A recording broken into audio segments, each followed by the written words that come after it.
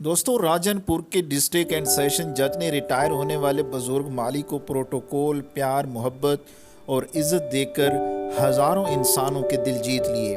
माली अब्दुल खालिक को सेशन जज इब्राहिम असगर ने अपनी गाड़ी का गेट खोलकर बिठाया और सलूट किया।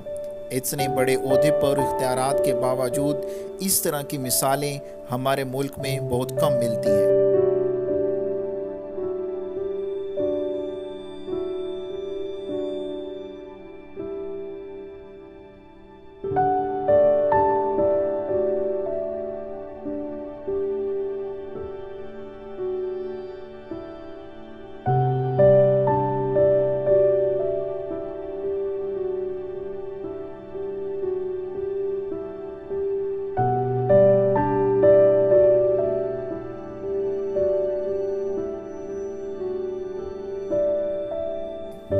अगर आपको हमारी वीडियो अच्छी लगी है तो हमारे चैनल को सब्सक्राइब करके साथ घंटी के निशान को दबा दें।